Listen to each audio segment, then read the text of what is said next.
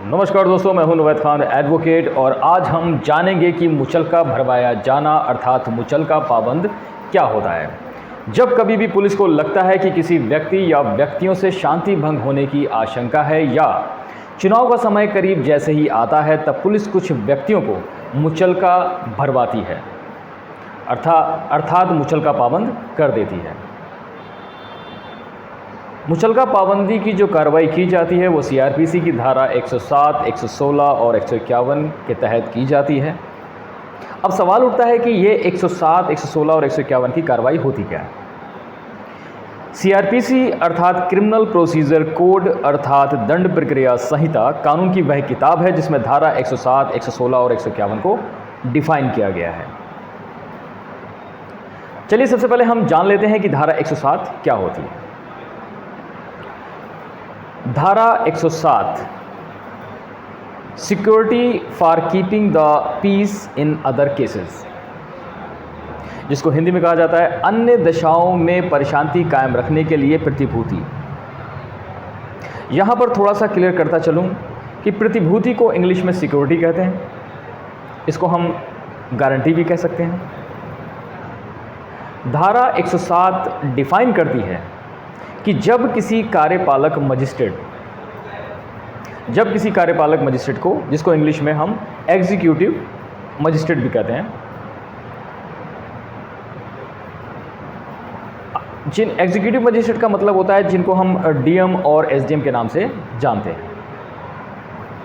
जब कभी ऐसे एग्जीक्यूटिव मजिस्ट्रेट को इत्तला अर्थात इंफॉर्मेशन मिलती है कि कोई व्यक्ति शांति भंग करेगा या कोई ऐसा कार्य करेगा जिससे शांति भंग हो सकती है, तब पर्याप्त आधार होने पर ही मजिस्ट्रेट ऐसे व्यक्ति से कारण बताओ नोटिस जारी कर उसे अपने समक्ष हाजिर होकर अपना पक्ष रखने के लिए कहेगा, ताकि उससे कारण पूछा जा सके कि क्यों ना उस व्यक्ति से 1 वर्ष से अनधिक की जितनी अवधि मजिस्ट्रेट नियत करना ठीक समझे, शांति कायम रखने के लिए उस व्यक्ति से गारंटी सहित या बिना गारंटी के बंदपत्र अर्थात बॉन्ड अर्थात मुचलका भरवाए जाने का आदेश दे सकता है।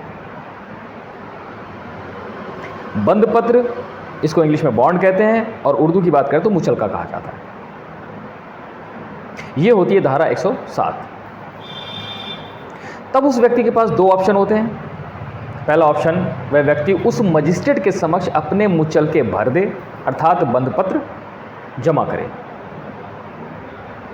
दूसरा ऑप्शन, वह व्यक्ति मजिस्ट्रेट के समक्ष हाजिर होकर अपना पक्ष प्रस्तुत करे अर्थात कारण बताए कि क्यों उसका मुचलका नहीं भरवाया जाना चाहिए। उसकी वजह से किसी प्रकार की कोई शांति भंग होने की आशंका नहीं है और ना ही उसने ऐसा कोई कार्य किया है जिसकी वजह से किसी प्रकार की कोई भी शांति भंग होने की संभावना है। ये बात उसको मजिस्ट्रेट के समक्ष हाजिर होकर बताना पड़ेगा। उसका कोई भी आपराधिक इतिहास नहीं है और ना ही उसके विरुद्ध पूर्व में कोई भी कानूनी कार्रवाई किसी भी थाना पुलिस के द्वारा नहीं की गई है। ये बात अपनी मजिस्ट्रेट के समक्ष रखनी होती है। अक्सर देखा जाता है कि जब चुनाव करीब आते हैं उस समय पुलिस अपनी मन मर्जी से समाज के सभ्य लोगों के भी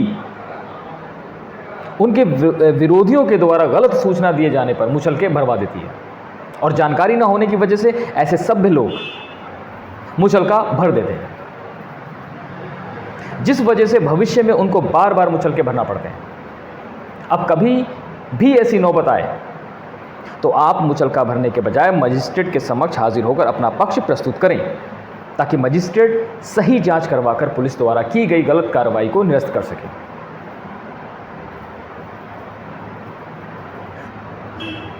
तो ये जानकारी की एक छोटी सी वीडियो मैंने आप लोगों के लिए बना दी है। धारा 116 और 151 की बात हम नेक्स्ट वीडियो में करेंगे।